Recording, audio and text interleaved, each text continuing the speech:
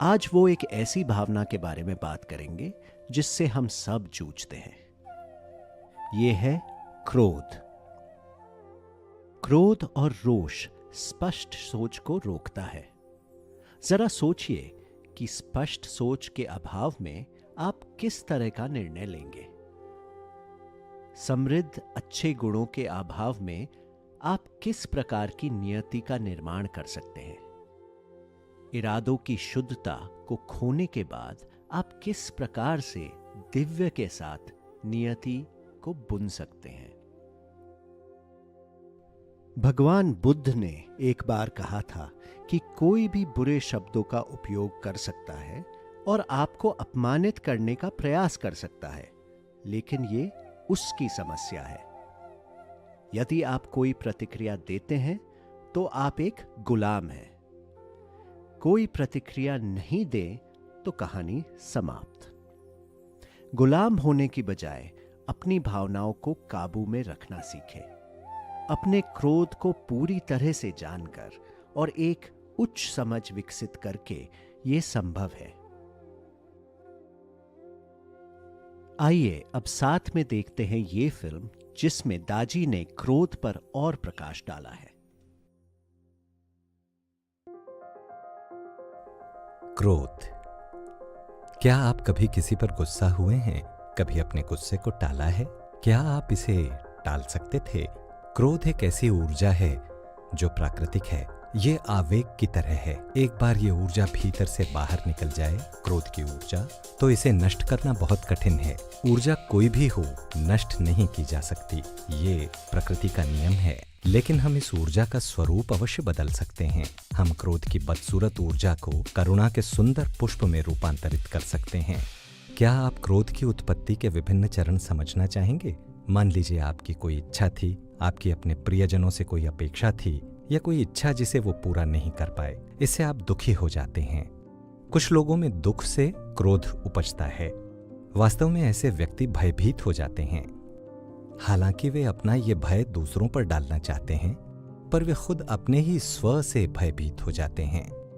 मुझे इस समस्या का एक ही हल नजर आता है कि हम इस गुस्से की ऊर्जा को किसी अन्य रूप में रूपांतरित कर दें।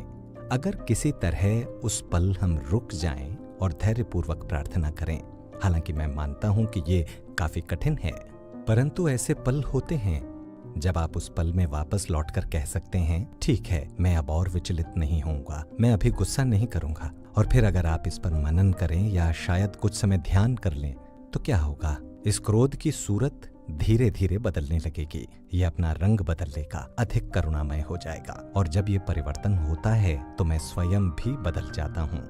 विकास और रूपांतरण की इस प्रक्रिया में अपना गुस्सा दूसरों पर निकालने के बजाय मैं अंतर्मुखी होकर अपनी गलती खोजने लगता हूँ और हृदय में एक वास्तविक पश्चाताप के साथ मैं आत्म सुधार में लग जाता हूँ। ये सब सिर्फ समझ के कारण, सही समझ के कारण और सही सोच के साथ अपने हृदय की गहनता में ध्यान लगाने से होता है। उस समय आप कह सकते हैं, वाह, मैंने अपने क्रोध पर विजय प्राप्त कर ली है। तो ये ईश्वर द्वारा दी गई चीज है। ये प्रकृति ने दिया हुआ है। ये हम पर है कि हम इसे कैसे बदलकर बेहतर बना लें। इस ऊर्जा को रूपांतरित करने का एक तरीका यह है कि कुछ समय के लिए रुकें, थोड़े समय के लिए शांत रहें। ठीक तब जब आपको गुस्सा आने वाला है, आप थोड़ा ठहरें और कहें, ठीक है, मैं अपना गुस्सा आज नहीं कल दिखाऊंगा।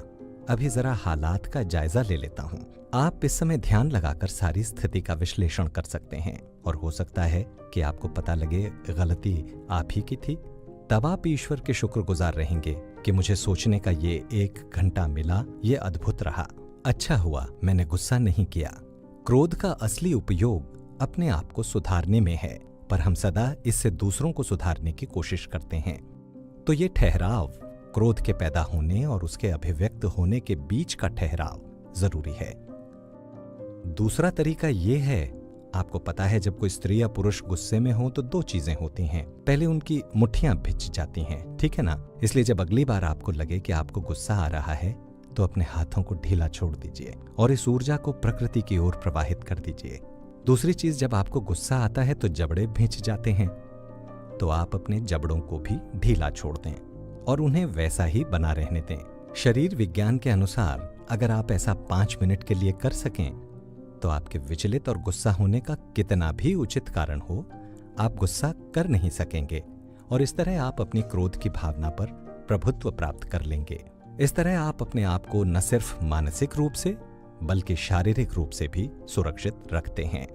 दूसरे व्यक्ति के मनोभाव की सही समझ और मेरी अपनी ओर से सही सोच आखिरकार मुझे सही समझ की ओर ले जाएगी और यही हमें क्रोधित समाज या क्रोधित परिवार बनने से बचाएंगी।